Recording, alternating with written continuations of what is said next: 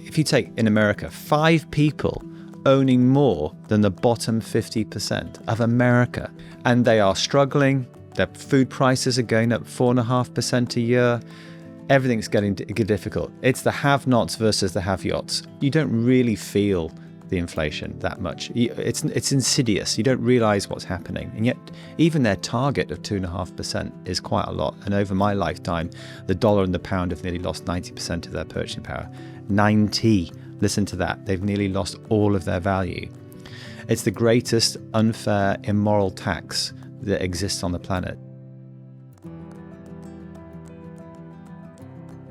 This episode of the Free Cities podcast is brought to you by Veritas Village. Now, Veritas Village is an off-grid, self-sufficient place for people who are interested in living a normal, freedom-oriented life. You can reduce your reliance on corporations or government systems in your very own energy self-sufficient luxury home with its own water supply, located in a perfect climate to grow your own food. Communities use Bitcoin, and you can also buy your property with Bitcoin as well. www.ecovillages.life/free cities. For more info, please don't forget to mention the Free Cities podcast, and in the meantime, enjoy the conversation. I watched the whole film industry change over a period. I started when it was pretty analog. Yeah. And by the time I finished, everything, even drone technology, historically we used to use something called basically you had to employ a guy to fly a helicopter with a camera on the front of it. And there was only a few of them around the world. We used to use a guy in South Africa. Wow. You had to fly him in, you had to fly his special camera in that he attached to the thing, And all those kind of things have suddenly, you can make a kick-ass film with hardly any money and hardly any equipment. And podcasting is the same now. I basically, an AI does 50% of it now, and it won't be long before I can instruct it to do everything except the conversation, which is what you want, really. Yes. That's the best part about it. But even then, I think there's a Google or Facebook or someone's brought out a podcast tool where you give it the subject and it creates 2 people and they end up talking to each other. Well, you can do that. And actually, I've done it a couple of times out of fun. Yeah. But once again, I think that's one of those things that AI has a moment. Sorry, can you pass me that again? Let's get that out like that. Yeah. Everyone looks at that and goes, oh, that's fun. It's created a podcast. But then no one wants to listen to that podcast because they know it's an AI generated one. And I think we talk about this a lot on this podcast. Yeah. What are the jobs of the future going to be? Who's safeguarded? And it appears that as long as you can put a premium on being a human being in some shape or form, you're okay. And in podcasting, hopefully, people won't want to listen to you and me in AI form talking. I'm not sure they'll know otherwise, though. That's the thing. I know, but you will be able to prove authenticity with cryptography and Hope, yeah. I mean, I think what could really a great thing to happen. I mean, if you read, for instance, Ayn Rand's Atlas Shrugged. Yes. The guy who plays the guitar or something is paid as much as everybody else, if not more, because this is when they get to Eden, when they get to Galt's Gulch, and if I remember rightly, anyway. And of course, that should be the way the world is, maybe. And I think maybe what this AI does is it, as you said, where you really value human interaction. That could be a waiter, who's looking after you, barista, or a cook, a barista, a musician, an artist. And then the people who really don't add that much value, like bankers. A lot of bankers listen to this podcast. And, it's like, well, actually, if the AI can do a lot of that work, then actually it's the wage disparity is the problem. A banker does a great job, fine. They serve a useful purpose in society. But it's the wage disparity, the fact that, the Cantillon effect and all that, and how people move, how those close to money supply benefit disproportionately from everybody else. And I think that's the potential leveling field for me, which I kind of look forward to. Do you know what, though? That already started happening before AI even was a thing. If you think about tradespeople, And I remember, like, I used to work in London. I used to work for the Independent in London, the newspaper. I don't even remember it. Yes. Right. I was a job-in photographer at the Independent when I started out. And I think I was on about $2.95 a day or something, which for me was just like phenomenal. Every day, I couldn't believe it. Someone was paying me to go and take photos. But if I employed a Sparky, he was probably about 110, 125 maybe. Yeah. Or maybe 100 back then. The Sparky is now 300 a day at least.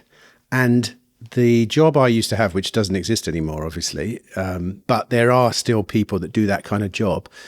I think they're paid probably 200 or less. So, obviously, I suppose AI in a way did get rid of my job. It was more like the internet and technology in itself. But certainly, I know a lot of people now who are advising their children to, think long and hard about what they want to do in life. And at the end of the day, nothing wrong with being a tradesperson. It used to be everyone should be white collar. Now it's like, do you know what? The blue collar people are sitting pretty. They've all got nice houses. They're driving around in big cars and they've got a lot of workflow. They're turning work down, Yeah, for sure. So I don't know. I hope podcasting is safe because it's a massive human element to it. Your business is probably safe if you think about it. I mean, you could streamline it, I suppose, couldn't you? Well, I think that Glint could be one of the first fintechs that gets to scale to millions of users and still only has 35 people working in it. In other words, the efficiencies around the business are there, but at the end of the day, there's still logistics, there's still physical metal that needs to be moved from one cage to another at the back end and things like that. We better say what you do. Let me say what I think it is, and you tell me if I'm right. Because you've created a gold-backed kind of a way of paying, sort of storing some gold in a reserve somewhere, and then paying in normal life through, is it the Visa network? MasterCard. I mean, I think simply put, Glint is a gold-based electronic gold currency. Glint is an electronic gold currency. So you choose to buy X amount of gold, which hopefully preserves your purchasing power over time, and as you spend, it's chipping bits of the gold off. Yeah, I mean, it's democratized access to it, so people can buy pennies worth of gold, literally, or as one of our clients have, $100 million worth of gold. And this is money, hard money, and that is something you should be able to save and spend. And so we allow you to do both, and spending can be done either through the incumbent financial system using a Glint MasterCard. Almost anywhere in the world where this is accepted, you can spend your gold. That's as in where a MasterCard is accepted. Yeah. Or with the app, you can do it peer to peer to other people too who've got a Glint account. So. And is it true? No one's ever done this before. Like, is that something you could do before? Like, I know you can buy gold ETFs and you can buy paper gold and you can do all this kind of stuff. We're the first company in the world to enable physical gold to be able to spend in real time at the point of sale. So there were a couple of systems or people attempted to do things where you could buy gold like you can and could on any of these gold exchanges and be able to then sell it, transfer the funds into a digital wallet and then be able to spend those funds. But of course, what you're doing there is you're just selling your gold, transferring it to a digital wallet, which could be transferring to your bank. That process can take time. And whilst it's sat in that wallet, it's not got the qualities of gold, which is outside the banking system and, free from destructive effects of inflation, or at least insulated from them. So yeah, I spent a long time trying to get that right. So you could do it all in real time.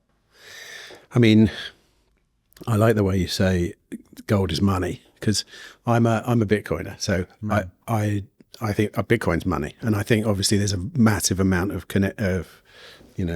similarities between the two. But gold's problems, I suppose, is the portability, which is hopefully resolved. I mean, how does it work when you buy some gold? Does it? Have you got reserves somewhere, or do you have a? We don't want to take risk, and there's no need for us to do that. Gold it's one of the biggest markets, and it's one of the most liquid markets in the world. It's as big as the S&P 500, or just thereabouts, depending what year or decade you're in. central banks are always buying and selling it, as well as other institutions and individuals all over the world. So there's no problem with liquidity. And so, yeah, you can buy any amount, and you can, sometimes that's net off with the people on our platform, which happens, instantly. We don't have to have any more gold coming into the vaults, or it is ordered often to the market, and the gold moves from the cages that belong to the liquidity providers and into the cages that belong to our clients. But it's probably a world that not many people know much about, the way gold functions, and even what's going on in the world of gold, because it's the biggest asset by market cap in the world, right? Yeah. And most people don't really have much contact with it. Yet what's happening in gold is really super important geopolitically, right? I mean, 100%. Like since whatever we came off the gold standard, I suppose, it's what is going on in gold at the moment? I know that a lot of people are buying gold, especially old institutions. They appear to realize that in this chaotic period of history we're going through, one of the things you can do to sort of insulate yourself is to buy gold, right? Well, I think I'd like to go back to the basics. Basically, gold has been money for 3,000 years, and it became money, or was decided to be used as money, by different civilizations separated by time and space and ocean, which is quite incredible. So it's kind of been through that evolution of tally sticks and boulders and shells and things like that people were using as money. Because, of course, that barter didn't work too well, because I might want to buy some eggs off you. I might want to buy something off you with my eggs, but soon you might be sick of the amount of eggs I was giving you, and that type of thing. So gold eventually very quickly became the store of value and medium of exchange on the planet. And that, as I said, across time and space, people in different parts of the world came up with the same conclusion. And of course, they brought in what I call inferior metals like silver and copper and so on to deal with de minimis payments, because this gold, as it was a finite source, became quite valuable. And how do you deal with small payments? And so you had that. But it's today. It's, as you say, if you look at all the central banks, they hold dollars and they hold gold. Gold's overtaken the euro as the second reserve currency on the planet. And, it's... What about, sorry to butt in, what about the fact that, well, I mean, I'm thinking about 1971 here. When 1971 happened, it was basically one country saying to all the others, hey, do you know all that gold that we're holding? It's ours now. You can't have it back, kind of thing. Well, I think what was happening is, after World War II and the Bretton Woods agreements, the world wanted to go onto a gold standard. And so they had to decide how that was going to happen. The US already had the most gold of any of the nations. And so they said, look, okay, we'll effectively, the US dollar backed by gold will become the reserve currency of the world, and you'll all be connected to the US dollar. Okay, so that the world is on a gold standard, and everything's going okay until 1970, 1969, 1970. The US is fighting an unsustainable war in Vietnam. It can't afford the rising costs of that war, because, of course, back then they couldn't print money. It was backed by gold, and they're supposed to have a certain amount of gold to back the dollar. And I think it was de Gaulle called out the US. You can see it on YouTube as a video of de Gaulle talking to the United Nations, I think. And he's saying, I don't trust you Americans. What are you doing? I think maybe you're printing money that you don't have gold to back. And so actually for those 2 years, as I understand it, the way the story goes, the French Navy was being used to, take US dollars into New York Harbor and ask for the gold in return. They wanted the gold. They were redeeming their dollars for gold, which countries could do. Of course, most people don't know, even in America, that actually gold was illegal to hold in America as an individual between the 1930s and the 1970s. So it was only the governments who could redeem these dollars for gold. And of course, you can imagine what was happening. The gold was being depleted at Fort Knox, which is probably why Trump and Musk have been saying recently, we wonder if the gold's really there or not. And so Nixon and his team went off and then came back and decided that they were going to temporarily come off the gold standard. So it wasn't that, some people mistake the fact that it came off the gold standard as, because it obviously wasn't working, it wasn't very good. Well, it wasn't working for those who wanted to cheat and wanted to be able to pay for unsustainable things that they couldn't afford. And of course, since then, we've had this meteoric, exponential growth in the money supply. And again, you say a lot of people don't understand gold. I don't think most people understand how our fiat currency is made, our paper money. And I certainly didn't, back in the day. It wasn't until 2008 that during the global financial crisis, that some of the listeners to this podcast won't even remember. If you're 35 plus, you kind of are a teenager, didn't really care. But we really came to the edge of total collapse in our financial system. I mean, hours away. If you're a British listener, Alistair Darling was the treasurer at the time, and he's come out quite publicly and explained what was going on. Hours away from the whole financial payment system collapsing. And it was then the first time that I realized that money in the bank isn't there. There's a fractional reserve system means that there isn't any money there, and that money depreciates in ways completely outside of our control, because governments are able to print money is printed at extraordinary levels. I think in COVID, 20% of all US dollars were printed in 1 year. Of course, when you print money, it devalues it, debases it. Gosh, there's so much to talk about on this, isn't there? I mean, where do you begin? So, well, I've got a question then, because,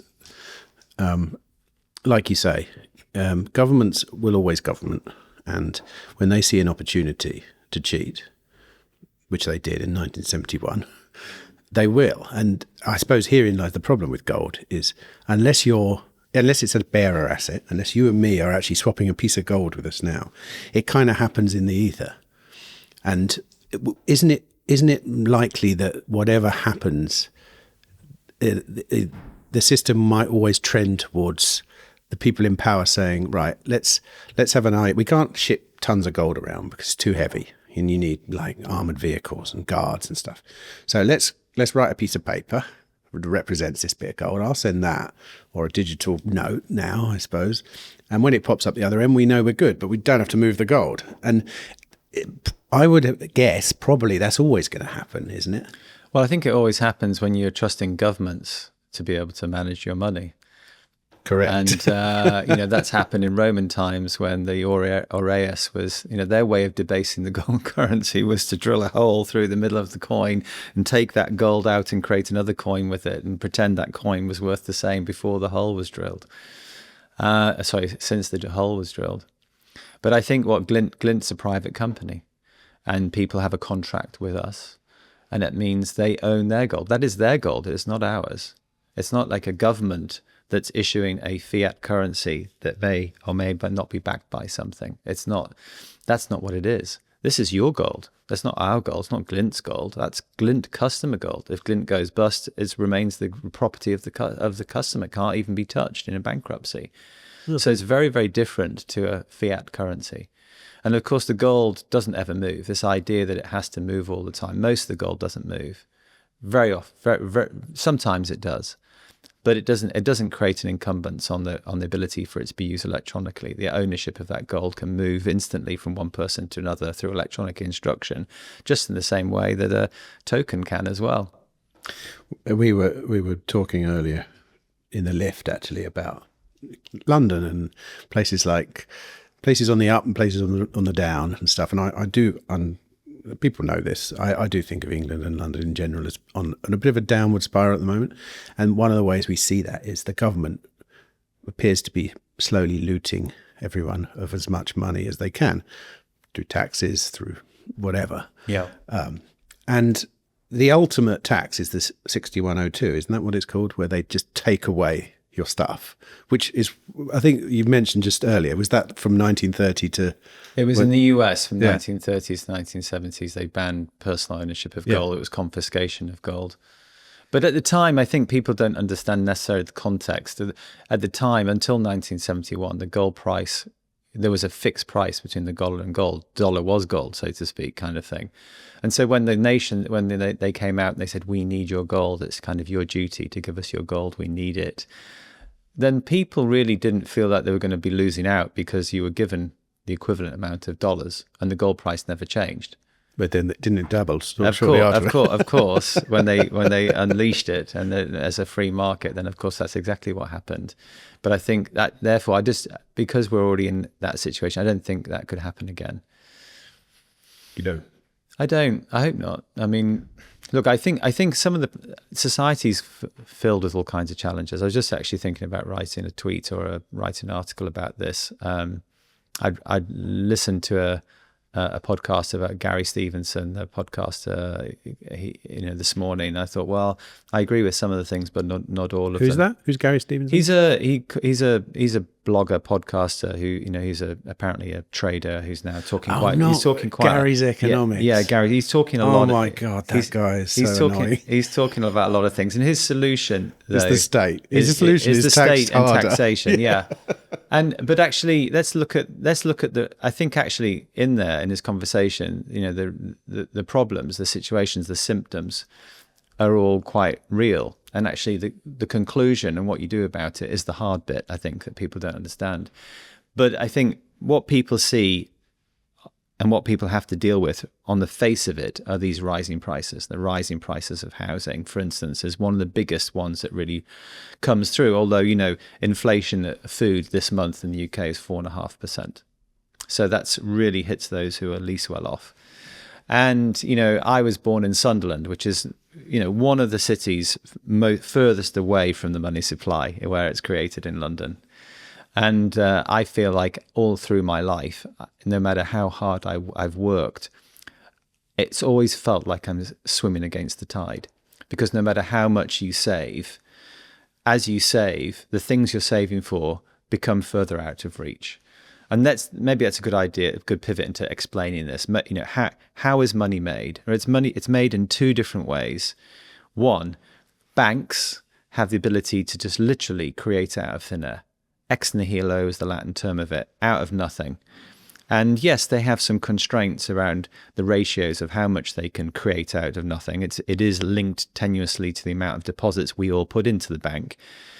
But I think most people think that, today, that the way that you borrow money is you're borrowing money that other people have put into the bank. No, you're not. You're borrowing money that they create out of thin air. They can print 5 times as much on that keyboard out of thin air than they actually have deposits. And of course, there is another way, which is that central banks themselves can print money out of thin air and give that to governments to buy their bonds when no one else wants to buy them. So when the government wants to pay for things that are unsustainable and wants to increase its debt, etc., and no one else wants to buy it, the government will step in and do that. That's quantitative easing, this fancy word which I first came across during the 2008 financial crisis. Don't worry, the BBC said the government is implementing a plan of quantitative easing. I'm not sure that everybody would have felt as comfortable if they'd said, don't worry, the government's going to get you out of this problem by printing a beep load of money. My nana would have understood what that meant. That meant down the road, it's going to lose its value. And she wasn't particularly financially literate. But if we go back to the bank, can printing out money when we borrow it, of course, who can borrow that money? Well, as a young man in Sunderland, I could not borrow money. I didn't have any, and you have to have money to borrow money. And the more money you have, the more you can borrow.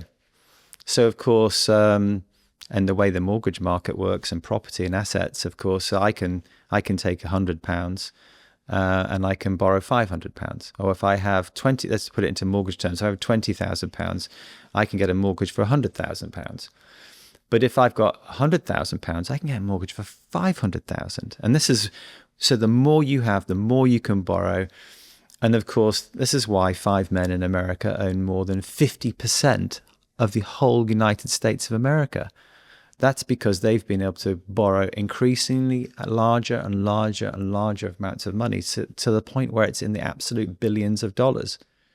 And they go out and they buy all these assets. Meanwhile, the young man from Sunderland is trying to save up for his mortgage, and those assets that are being bought up by the rich are going up in price because there's a relatively fixed amount of them, of course. It takes time to build new houses as various governments try and stimulate that. It doesn't really have an effect because the effect of the money printing is much greater. And that's why we have this, if you're a lower class, don't have much money, well, nothing much changes for you. But the middle class has been eroded away. They have at least a chance of trying to buy a property, and meanwhile the rich are just getting richer and richer and richer, which is why we have this 0.1% of people owning most of the country. And I think if people really understood that, first of all, people don't understand why things are going up in price. I remember when inflation started to hit, Rishi Sunak came out in Parliament and said, yes, inflation being caused by the rising prices of food and the war in Ukraine. Well, the war in Ukraine had only just started, and the rising prices of food are not the reason we have inflation. The BBC does the same thing. Always, we have a rising inflation now at 4.5% because food prices are going up. No, that is the consequences of inflation. Or that greedy people are charging more. Yeah, which is also ridiculous. Yeah, absolutely. No one in their right mind. No. You're trying to be competitive. Yeah, my wife, she's got a business, and it's in fashion retail, and they're absolutely being demolished because their margins are getting squeezed. I mean, nobody wants to do that. But if people understood how money's made and how this benefits the rich, then maybe we can start to look at what the real solutions would be. But nobody seems to want to talk about that. Of course, the richest in society, who are often the most influential, don't want to talk about it because it suits them. And I'm not sure anybody in government even understands how this happens. So, apparently one day I heard that somebody noticed that one of the chancellors at the time was sat there in Parliament reading a book called How Money is Made.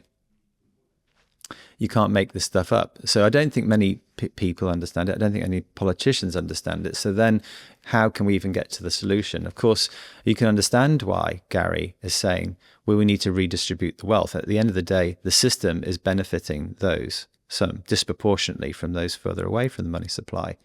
So maybe it's a good idea. Why don't we just redistribute it? Yeah, that seems maybe a good idea to a lot of people, especially those ones who are really struggling.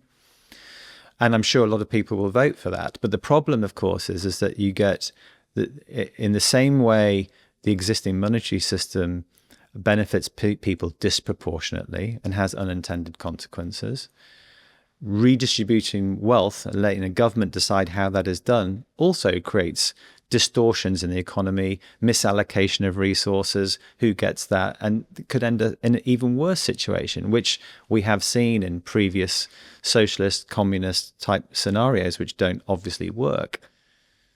I'm not saying I know what the solution is. Some might say we need to move to a sound money world. That, of course, is something which I think is very difficult for the world to turn to. Because all governments are using the same monetary system. Gary himself in his podcast this morning said something about, your rising house of prices isn't just an English thing. It's not just a London thing. You can't blame the mayor for it. It's happening all over the country. In fact, it's happening in every country in the world. So I'm not sure that everyone's going to agree at the same time to come off, a fiat currency system or a fractional reserve banking system. And so I thought to myself, well, why don't we just enable our own bottom-up return to sound money? Why don't I help find a way to make gold, which is, created when two neutron stars collide, has been money and still is money across different countries and different cultures, used by central banks, these biggest institutions. Why don't we just enable that as, money that everyone can use? At the same time, of course, back then, someone called Satoshi was also thinking of something using the electronic means. And of course, we've gone down slightly different routes. But yeah, I mean, for me, I'm hoping that we've democratized it so you can buy just as I said, a cent's worth, a penny's worth, or millions of dollars if that's what you want, are capable of doing. Because I believe everyone should have an equal opportunity to prosper. What you've just alluded to, in the two big problems was at the heart of both of them was the government, right? Which is true, and I agree with that. I agree that centrally planning anything that big is not possible. The market will make way better decisions that of millions and millions of individual people choosing. But the problem with the government is the government won't do what you tell them to do if it diminishes them. That's the thing. This is why I like Bitcoin, for example, because Bitcoin as a hard money standard, if it's adopted, does actually defund the government. And arguably gold would as well. But you're relying on the government to kind of protect the rights of gold owners, though. That's the problem, if you see what I mean. Like with Bitcoin, with digital, decentralized money, you don't need anyone to protect it other than the people who are mining Bitcoin and then causing the network to be the strongest sort of digital network. And once you join, and if governments start getting in on Bitcoin and deciding, right, it's a reserve asset for us as well, and if it ever becomes peer-to-peer cash in a meaningful way, they're stuck, because unless they can convince you and me to use paper Bitcoin, they can't keep doing their former thing. And the good thing about Bitcoin, which is where I think it differs to gold in one respect, is you can identify real Bitcoin very easily and cheaply. You don't, which is, the reason why I would always choose real Bitcoin rather than paper Bitcoin, because it's like, don't give me the vaporware. I want the real stuff. It's just as easy. Do you mean what exchanges sometimes sell you and things like that? Well, just any abstraction of Bitcoin, an ETF or basically right. Like the government unless could easily, unless you're holding your own key, you don't really have your Bitcoin. Of course, yeah. And really, if the government, what would probably happen almost certainly is at some point, because I think most people, like you say, they don't understand money, especially in government. And as a result, they don't really understand the threat of something like Bitcoin. And when it becomes too late, which it already is, as far as I'm concerned, albeit I revolve in circles where things like gold and Bitcoin are much more prevalent. So, it's not the real world. It's a small number of people, but potentially it's the real world, because everyone that realizes it doesn't really go. I don't know anyone go back and say, actually, yeah, that system's better. But they will try and create. They will try and create a paper version of everything, because that's the only way. So they say, right, this is government Bitcoin. We hold the Bitcoin in reserve, but we issue you with the thing. That's difficult with Bitcoin because it's so easy to get the actual thing. Whereas with gold, yeah, I can see. I'm not going to carry gold bars or gold coins around in my pocket. So the paper version of it is much more important. Well, I mean, look, I think there's lots of similarities between the two. People do and should, I think, hold gold, some gold coins and some gold bars, and keep them in a safe somewhere, or put them in a safety deposit box. I think, some people say if you don't hold it, you don't own it. Look, I think everyone should have some physical gold with them. At the same time, you can have a product like Glint, which allows you, looks after your gold in your vault. And of course, the government could have gold, and they do have gold, and the two systems could participate. You can have, I'm expecting that one day Glint is the foundation of a global gold-based financial services ecosystem and payment system. Call it GoldFi, maybe instead of DeFi. But I think regulation. We do live in a regulated world, increasingly regulated, with government overreach, and you can already see with Bitcoin and other currencies that is being regulated. We have the Genius Act coming in now, and we have what's the other one coming soon? In the big bill or in the in the US they've got in the US they've got this Genius Act that allows it explains how Bitcoin can be used, and then they've got another one which is coming in. I can't remember what it's called, Clarity or something like that, which is all other crypto assets. And that was the stable coins. It was to do with stable coins and backed by the US dollar. But already, you can see what's happening with the Bitcoin ecosystem. People holding their own coins are increasingly regulated away from being able to do that because, government wants KYC and they want anti-money laundering and all of those types of things. And if you've got your own coin, we can't trace that as well and as easily as that. So, and you can see all the big exchanges. It's very similar to Glint.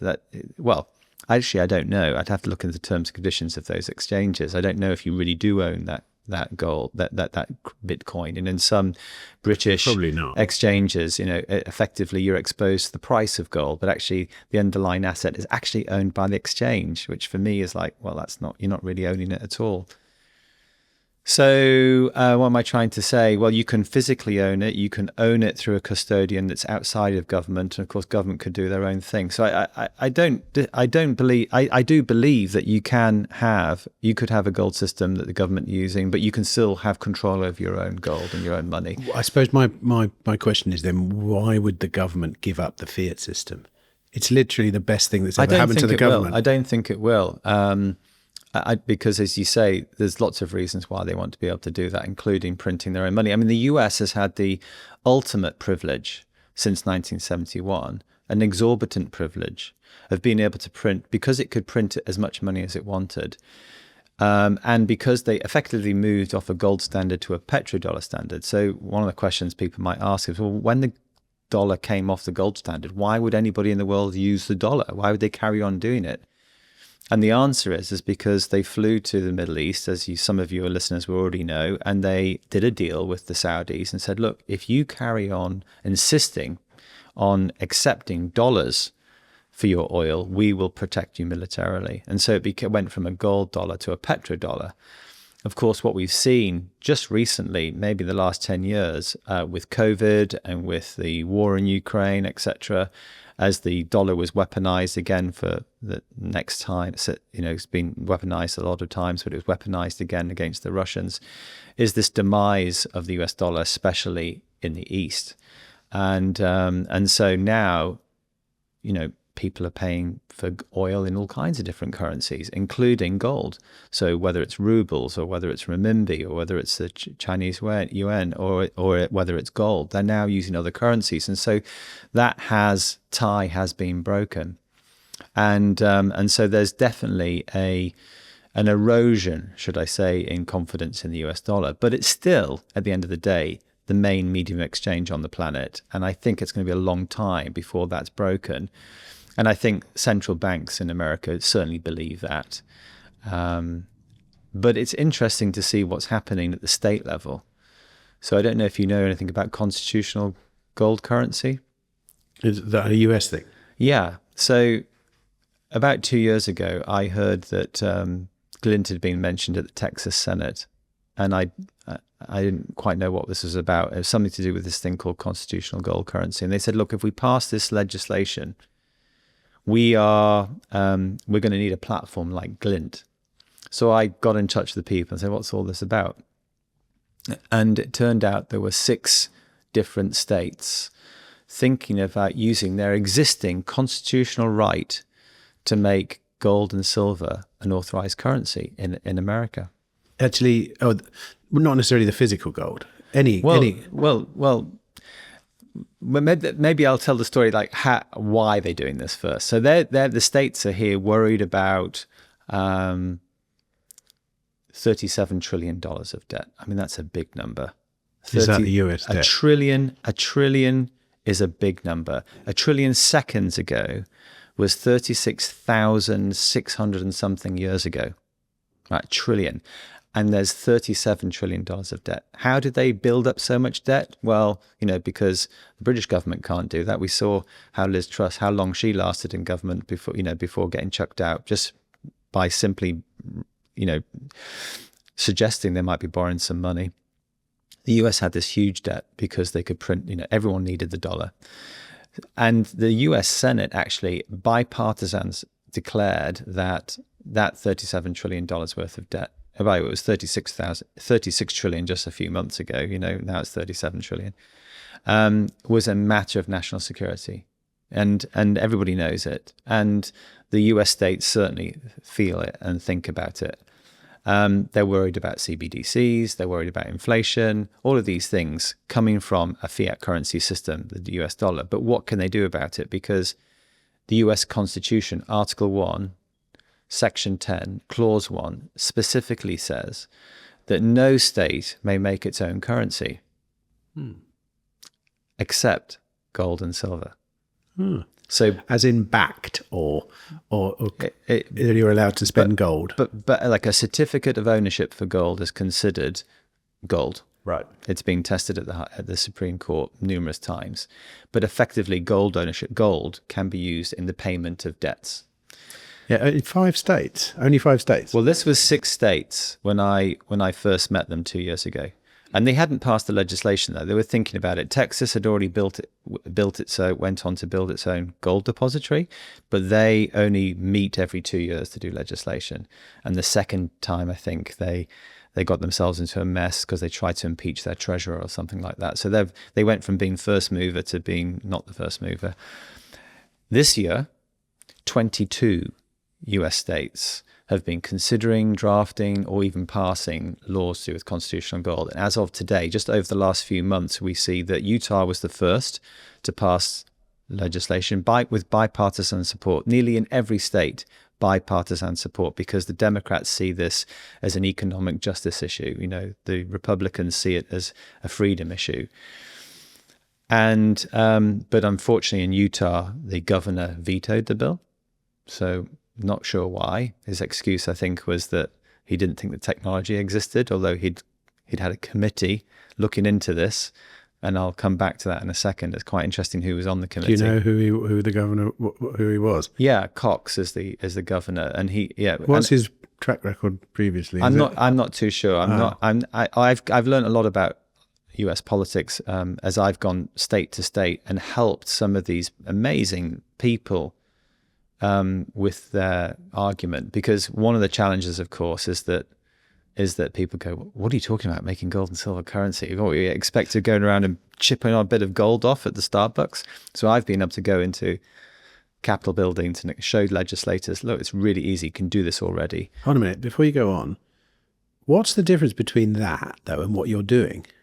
Because you don't even need constitutional gold, do you? Well, we'll come on to that. Let me just name the states that have done this. So actually, as of today, Florida, one of the biggest states, Texas, the other big state, Louisiana, Missouri, and Arkansas have all put into law that this is now gold and silver are now authorized currencies of the United States of America. Via like legal tender? Is that the same thing? Yes. It's part of it. But they're saying now transactional gold, right? Gold that can be used in transactions electronically through electronic instructions. And does that mean I can now go into my local council offices in Texas and insist on paying in gold? Is that right? Well, we'll come up. Let me break it all down a bit. So, yeah, you're absolutely right. You can already do this with Glint. So, what's the reasons the state would want to do this? Well, the group actually who I met, who were driving a lot of this and helping and facilitating a lot of this grassroots activism, because for once, actually, this wasn't a movement that was across America being driven by billionaires, which is often the case with legislation. This was mainly a grassroots activism movement, and they're called the Economic War Room. A guy there, Kevin Freeman, Russell, and Mike, at the Economic Forum in Dallas, and they believe in various developments that are going to make America great again. And this was their main emphasis and has been for the last couple of years. And they came up with 3 T's. The 3 T's of why state governments need to get involved. The first one is trust. The second one is taking, and the third one is taxes. So obviously, I'd say the one difference between Bitcoin and gold that I think is meaningful is knowing whether the value is really there. So is there really the gold in the vault? And of course, with Bitcoin, you know that because it's computationally proven to be there. And I think that's one of the biggest differences between the two. And I think a lot of the other differences that the Bitcoin community and the gold community argue about are non-existent, because you can make anything an electronic ledger in relation to it. The underlying value, is it really there? The value, of course, in the Bitcoin determined by the algorithms, the value of the gold because it's intrinsic in the vault. And of course, the state government can make sure that they audit that for the citizens. And government closer to the people is better government than it further away. I know we might think it even we want even really less of it. far away. Yeah. But anyway, so they can check and do the audits on the gold. That's trust, and that the state getting behind it should create a lot of trust for the residents across America, because anybody in America will be able to use Florida gold currency, even if you're up in Ohio or somewhere. Second one is taking. We said before, between 1930s and 1970s, it was illegal to hold gold as a citizen, and of course, now, through this initiative, it means that because it's a state-authorized currency, the federal government can't come in and just confiscate it. And they do have this incredible system in America. The states are supposed to be able to keep the federal government in balance and vice versa. And one might say that the federal government's got stronger over the last 100 years and so on. But this is the states pushing back. We saw it with Texas, kind of pushing forward their rights to be able to defend their border, etc. And now we're seeing this with constitutional gold currency. And the third one is taxes. So at the moment, gold is taxed as a collectible. So back in 2011, Utah, for instance, was one of the first states to make gold coins legal tender. They actually said the gold eagles, which were minted by the Fed, we're making them legal tender using our constitutional right. But the IRS came out and said, yes, I see what you're trying to do, but actually our interpretation of the Constitution is that this was meant to be for functional money. And, your gold coins, you can't tell me you're going to pop into Starbucks and pay for your Starbucks with a gold eagle, which is currently worth, $3,400 or something. That's an ounce, is it? Yeah. And so actually we're going to, rather than letting you take the tax away on this legal tender you just made, we're actually going to increase it to, we're going to classify it as a collectible. You now pay 28% tax on this. Now, that's a very interesting position that they've put in place. And actually, not that long ago, the federal government under the Biden administration came out and clarified it again and said, look, for something to be proper legal tender, it needs to be, for something to be authorized currency in America and not be taxed, it needs to be both legal tender and functional money. And I think they were positioning this because in relation to CBDCs and the movement and enthusiasm around cryptocurrency, because they were trying to say, look, it has to be both functional money and legal tender. Now, they're saying cryptocurrency might very much be functional money, but it's not legal tender, and no one can make it legal tender, federal government or the state. But but CBDCs, for instance, could be legal tender. But Hold a minute, not. Sorry. Why can't someone make? Why is it forbidden to make, say, Bitcoin legal tender in the US? Is that in the Constitution? In the Constitution, the Constitution actually says that nothing can be money except gold and silver. So their whole fiat currency system in 1971 you could argue, is illegal. Right. While the paper was backing. By the way, just a clause. I'm not a constitutional expert, and there are other people who know this state much better than me. But as I understand it, the Constitution even says that it should be gold and silver, and of course it was until 1971 when they temporarily came off. Maybe we're still temporarily off. They can probably say that, couldn't they? Yeah, but of course, by having the IRS explain it this way, by having the federal government explain it this way, they're actually confirming what the states can now do. The states, maybe they forgot, maybe they weren't cognizant about the fact that the other body in America that can make something legal tender is a state. And so, the states can make it legal tender. And this, of course, using technology like Glint is functional money. Hold a minute, another question that keep popping up. So the Constitution says nothing can be money except gold or silver, but a state can still override that. No, a state can make nothing but gold and silver, a currency and payment. I see what you mean. So it's a technicality that people aren't using gold and silver at the moment, because really, when paper money was backed by gold, they were using gold. Yes, and it kind of just got lost in the ether. Nixon did this magic trick. Right, exactly. But why didn't anyone bring up the Constitution then? I don't know. Maybe they did. It was probably national security. There's always been discussions in America about this. Even the Wizard of Oz is an allegory about about money. The greenbacks is, the Oz, the yellow brick road is gold. Really? Dorothy's shoes originally were silver, but because it was Technicolor, they came out. They decided to make them ruby. Yeah, the monkeys represent a bunch of people. I think I'd have to check. I've never heard that one. You should check it out. You should check it out. The Wizard of Oz is an allegory for the monetary system and the arguments at the time that were going on about gold and silver as money. But going back to what we were saying, it means then, so the 3 T's, trust, taking, and taxes, it should mean that capital gains tax should fall away on gold and silver used as an authorized transactional platform of a state. And I think the movement for this is really hoping that will happen sooner rather than later. So in other words, the path is now open for that capital gains tax to fall away, which it arguably couldn't do on a crypto or Bitcoin currency. And we'll see what happens. There are various ways that could happen. The IRS could volunteer to just do it, or they might need Congress. And I think probably the easiest way is for an executive order from the president. We'll have to see what happens over the next few months. Gold is money. This is what annoys me about the way Bitcoin is treated, because Bitcoin is money. And if you're an economist or a scientist, Bitcoin really is money, just like gold really is money. When you look at the different factors that make something a money, it's right. a privately created money. Yeah, right.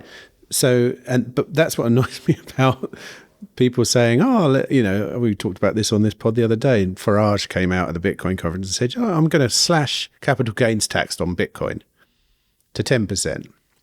And my first thought was, well, you're still taxing it though. It's money. Why are you taxing money? Money Bitcoin, in my eyes at least, is a great money because it doesn't have other uses in the same way that gold does. It's a great money. It really is a money that I can store my value in exchange with you. Yeah. And look, I don't disagree. I mean, I'm kind of pretty frustrated by some of the arguments that go on between the Bitcoin and community and the gold communities in some areas where they seem to be having a battle with each other. Look, they're both. I'm delighted that we have some cousins who are working on the same problem. At the end of the day, we've both got the same problem. We're both trying to find solutions to the same issue. And of course, this is what our enemies want, is to fight amongst ourselves. And actually, I just think gold and is just another answer to the private ownership of gold. Being able to transact electronically, a bottom-up return to sound money through gold, is really one of the solutions that we've got there. And I know lots of people who own cryptocurrency that like gold as well. And what really Glint's looking forward to is clarity on cryptocurrency laws and regulations. I think it's being led in the United States. I think it'll end up going the same way, whichever way the States does, in Europe and in the UK as well. And once that clarity is in place, then I'd love there to be a bridge between Glint and the cryptocurrency world. And that's what we're planning on doing as soon as that clarity comes through. I think in my case, I don't care about the kind of debate. It's whether or not it works for me. Yeah, really, it's all it is. It's all it is. Yeah. If gold holds preserves my wealth well, and I can transact in it easily, I'll use it in a Glint card or whatever. Yeah. Same with Bitcoin. I really don't care about the politics of it. I have no interest in that at all. It's purely like, does it work or not? Yeah. And we've seen that they do behave slightly differently. So Bitcoin is still a risk-on asset, form of money. Gold is still risk-off, although that's changed recently. What do I mean by risk-on, in case people don't understand that? Well, obviously, when the stock market tends to go up, Bitcoin tends to go up. When the stock market tends to crash, Bitcoin tends to go down. When Russia invaded Ukraine, Bitcoin went down. Gold normally works the other way around. When the stock market's working well, gold's not doing so good. When the stock market is going down or Russia invades Ukraine, it flies. But of course, we've seen a dislocation in that recently, and gold's just going up no matter what's happening. And of course, that is to do with an increasing lack of confidence in the US dollar. But I mean, going back to remember I said that there was a group of people that put together a committee, so to speak, in Utah to look into this whole thing about constitutional gold currency and whether it would work. There were some really interesting people on that committee. Because, one of the things I often get heard is that it'll never happen. I mean, when I was trying to set Glint up, I was told you wouldn't be able to do it technically, or you wouldn't be allowed to do it. And I still get this now, even though these US states are passing these laws, I get people saying to me, yeah, but they're not going to let that happen. I'm like, hang on a second. Florida, this is the Trump mafia down there. DeSantis the law just wasn't passed nearly unanimously, across both parties.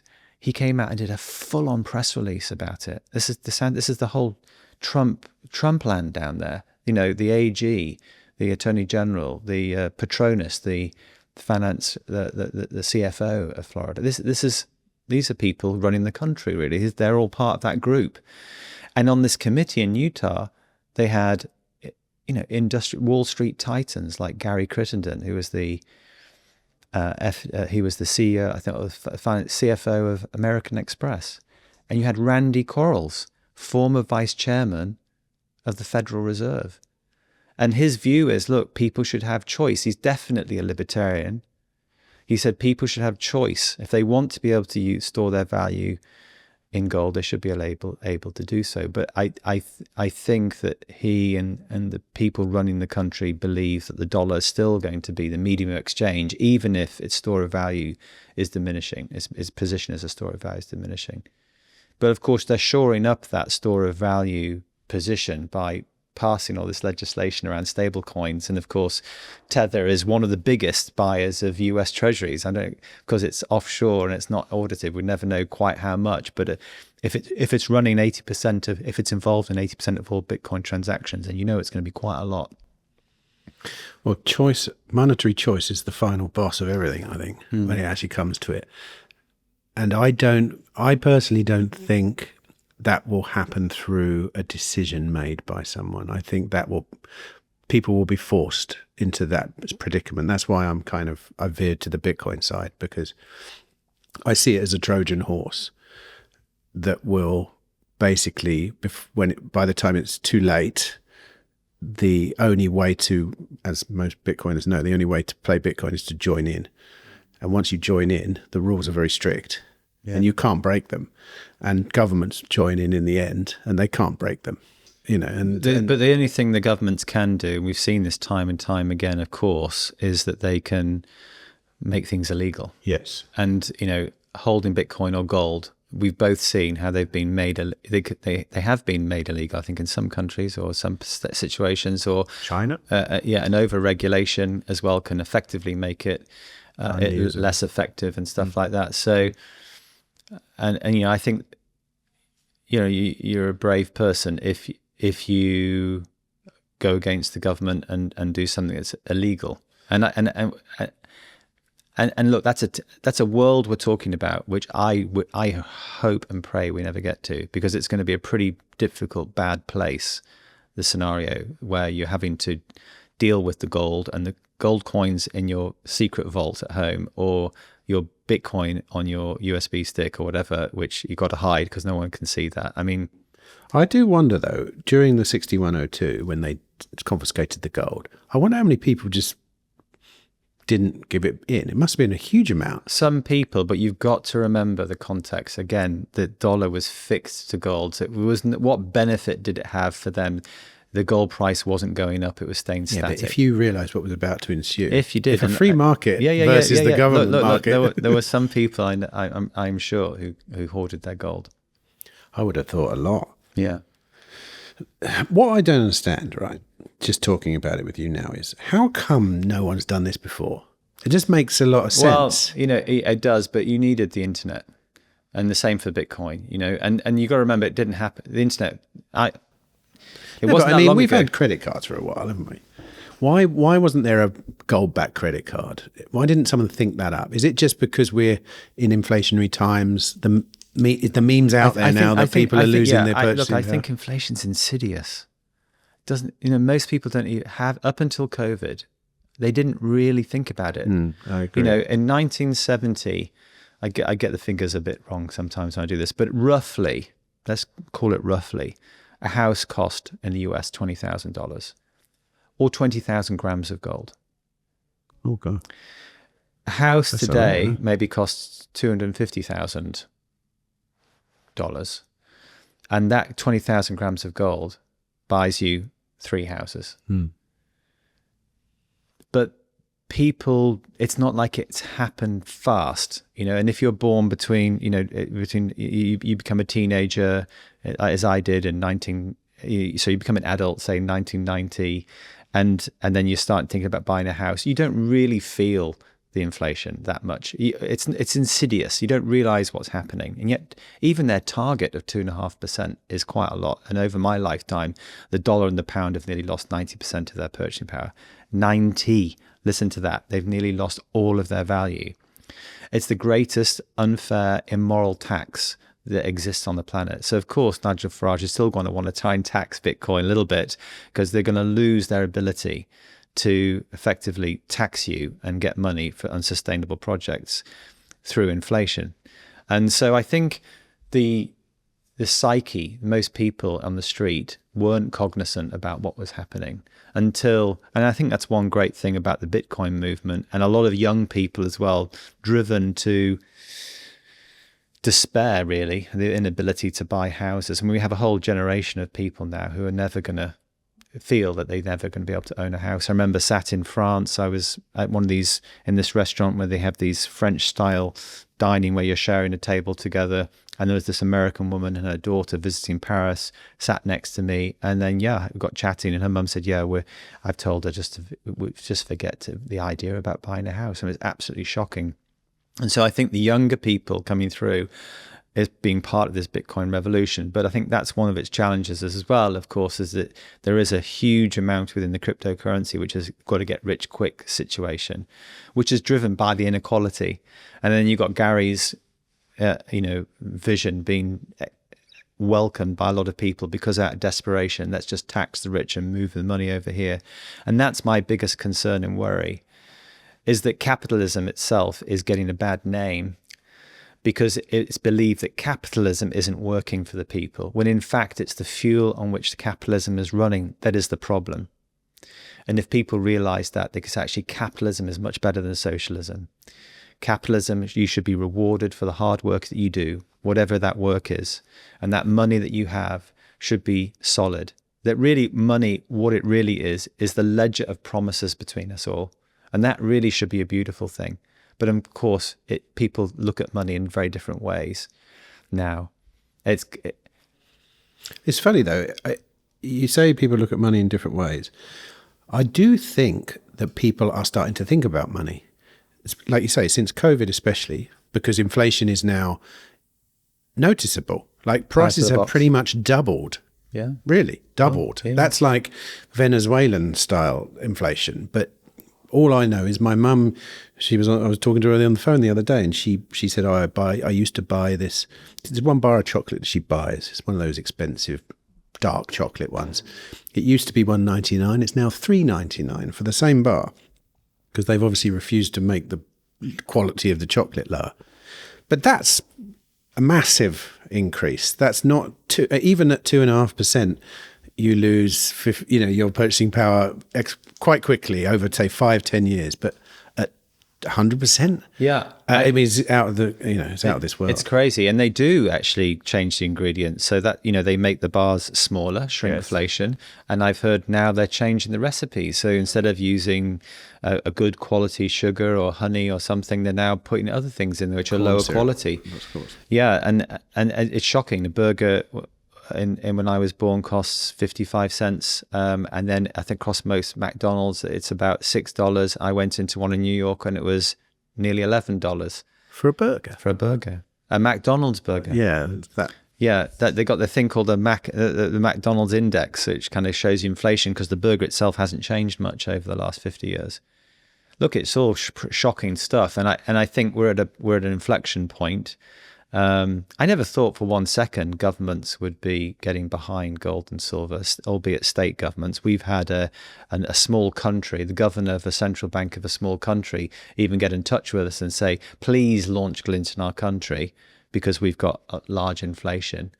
I'd love to be able to do that. But of course, a lot of the funding for fintechs around this is all in the crypto community. So that's one of the things we've struggled against. What about, where are you based in the UK here? We're founded in the UK. Obviously, I live in the UK, but our biggest market is actually in the US. I was going to say, because and we have a team in the US. Surely, I don't know anyone who would want to start a business here now, let alone one that's involved with money and finance. Jesus. I mean, like, for example, do you pay cap gains on gold here when you buy and sell it? Yes. Yes. But there's no tax, right, when you buy physical gold, isn't that right? Not when you buy it. Yeah. There's no VAT. But there's a capital gains tax, which again, like all of So how does that work with a Glint card then when you want to pay? Yeah.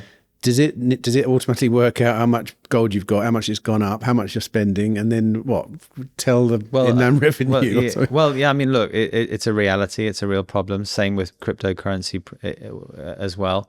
So we started working with KPMG. We built a platform together that allows effectively your anonymous data to be sent to KPMG's computer. It calculates your capital gains tax and sends you back a report. And that can be done within seconds, but still, it's being done. It's so annoying that gold is money. Mm-hmm. Like gold has been money, as a proven track record of being money. Yeah. It's not like you can say, well, gold's not really money, is it? No. It's like, gold's money. Central banks, it's the currency of last resort. They're not holding other currencies. They're holding gold and dollar, and they're not. Yeah, it's money and nothing else. As JP Morgan said, gold is money and nothing else. So do you think that it might be seen as money? I mean, obviously in the States, it's kind of happening. Now I'm thinking Europe. Do you know the States, these 6 states, if they were pulled together, their GDP, it would be something like the 3rd biggest country in the world. So it's massive what's happening in America. We'll see what happens. Generally speaking, America sneezes, and sometime later in Europe, we get a cold. And I think that, we're already seeing, Bitcoin, I mean, I'm not the expert on crypto, but, we're seeing changes happening, aren't we, within the crypto community? People starting talking about Britain now being able to have crypto-based ETFs and things like that. Yes, but it's painful what's going on. I don't even look anymore. The UK is... I don't know. Europe as well. It's like anti-innovation. Yeah. You get the sense that the government is way too big, way too expensive, way too unproductive, and the people working in there have got no interest in people being left free to really innovate and do what they want and make money for everyone and spread it around. I actually qualified as an architect after working 6 years, studying for 6 years, and then practicing for 2 years in Hong Kong as an architect. I decided to get out of it, and I went into virtual reality for a few years because I thought, all this regulation, no one's going to ever let me build what I want to build. I've got to take my hat off to some architects like Zaha Hadid and stuff in that practice who've ended up developing that kind of organic architecture that I used to love and never thought would be able to build it, But they're probably not building it in this country. No, they're building it in the Middle East or exactly. et cetera. Yeah. So that kind of undemocratic censorship you get with architecture, I always joke with people, next they'll be telling me what I can and can't wear. And I think that's probably can already in some shape or form. I bet you they can. Well, you can't wear nothing, can you? I don't know. If you went outside wearing nothing, I'm sure I wouldn't last. Red underpants, red underpants. Yeah. Do you know what though? Gold ones, please. What is a little bit concerning, and you said the same thing yourself. I agree with you here. Is the kind of Gary's socialist economics type people? Yeah. Really, I know a lot of people that really think he's preaching the word. Truth. Yeah. But you can understand why, can't you? Well, no, because. If you think it through, no, absolutely not. But you can see what it's the immediate promise. you know, if you take in America, 5 people owning more than the bottom 50% of America, that's hundreds of, tens, if not hundreds of millions of people. 5 people, 5 blokes own more than they do. And they are struggling. Their food prices are going up 4.5% a year. Everything's getting difficult. It's the have-nots versus the have-yots. Why? And all they know is that the system is benefiting those 5 guys. Then, of course, I can see why people go, yeah, tax them. It's not fair. Capitalism isn't working. Tax them and redistribute the wealth. What's the solution to them? They don't necessarily understand. I mean, it took me a long time to understand how this system works. I'm still learning about it every day. Even the politicians don't understand. And of course, I'm worried like you are that actually what's going to happen is you end up with 2 situations where we end up in society where the populace either votes for a hard right or a hard left. And if the hard left looks like socialism, high taxation, that type of thing, hard right, don't want to think about that either. But no one's coming up and standing up and putting forward an alternative argument to the taxation one, I don't think. And I think the reason they're not is because the realization that the majority of people have never had or even contemplated the thought of is that the government's the problem. There's this understanding, this general understanding that most people have, which is why when Gary's economics, whenever he kind of argues any point, he defaults to the government solving it without even thinking about the fact that maybe the government isn't the one that solves these problems. The government creates these problems really and only solves them if it's in their own interest.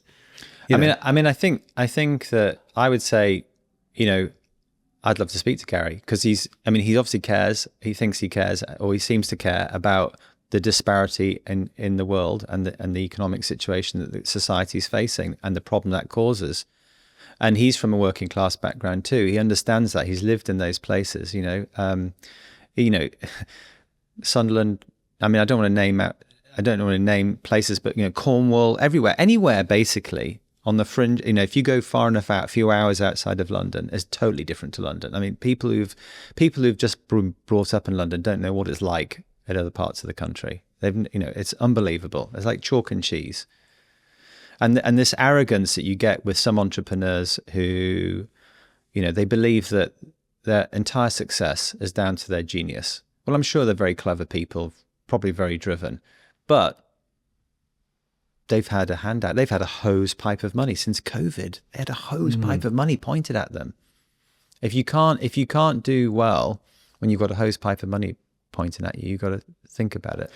Gary, shouldn't talk about him too much, I suppose, but I only need to know one thing about Gary that basically clouds my whole impression of him is he does not understand Bitcoin in the slightest. And with that, he speaks very confidently about it in a way that isn't true, which makes me wonder about everything he says, because you have to put in thousands of hours to understand Bitcoin and to understand even simple money. What is money? And when he talks about Bitcoin, he talks about it in a very confidently wrong way, and that's a really massive red flag, really.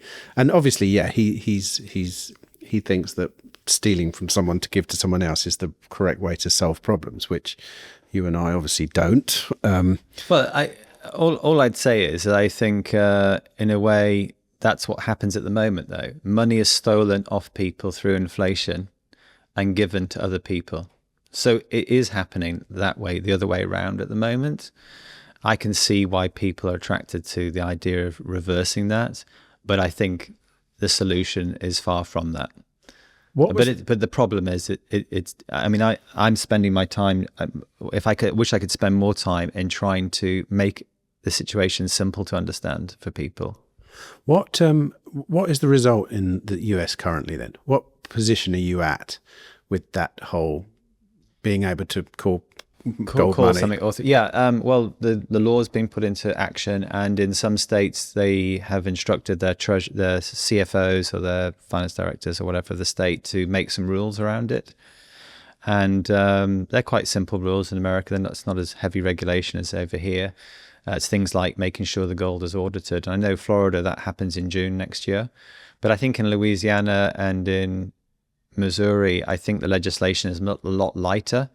And therefore, it might just be weeks away before we can do that. Okay, quickly before we go, future. What's the future hold in the gold world of gold? Well, the world's the world's a dark place, but there's always a glint of hope, and that's why we called it Glint. Apart from the fact that metal always glints, but I think that it's a world it hasn't had so much uncertainty for a long time, and I don't feel good about that. I worry about it for my kids and their kids. And I think that we've got to have other solutions. I think that those solutions have presented themselves. Innovation, capitalism, entrepreneurship has developed those solutions. Glint is one of them. Bitcoin is another. And so on. XRP, whatever it is, these are all solutions to a problem that private market's bringing. And so far, we've seen recently, although we saw a terrible reaction to these private market initiatives with the former US administration and the same in Europe and the UK a little bit. I think things are changing at the moment. I think that the winds are behind us a little bit. But as we say, I worry about the problems that society faces because of inequality and what that might mean for us all when it comes to government overreach. Don't like leaving it on a sad note, but I'm going to take that as a positive one. That the solutions are here. Yes. The question, I will always say that the hardest money wins in the end, and Yes. and people will always choose once they understand the product. They will choose the one that preserves their wealth. Yeah. The only thing that might happen is they might not be allowed to. And if they do, I think there's geo arbitrage these days. You can find another place. Yeah, I mean, a lot of people throw Gresham's law at me, saying no one's going to spend their money, their hard money. I'm like, well, you've obviously got too much rubbish money, because Thea's law says that good money drives out bad, and it's a much more mobile world than we used to live in, as you say. And another great thing, another initiative, free private cities, etc., is a wonderful thing. It's another choice for people, and people are voting with their feet. We've seen that with, I think, the biggest exodus of millionaires out of this country that we've ever seen. Correct. Well, and let's hope you're not one of those. You might be. I think I might be in about 10 years. I don't know. How much longer I can do this. But I love this country. I mean, every time I fly back into it from holiday, etc., or traveling abroad, I just look at how those green pastures and the woods and the trees. It's bountiful and it's a beautiful place, and I love the people. But I'm sure we'll work it out. That's what it makes it more painful to look at some of the things that are happening here. Anyway, Jason, thanks for coming in. It's been great. And yeah, I'm a gold bug now, so thanks. Thank you.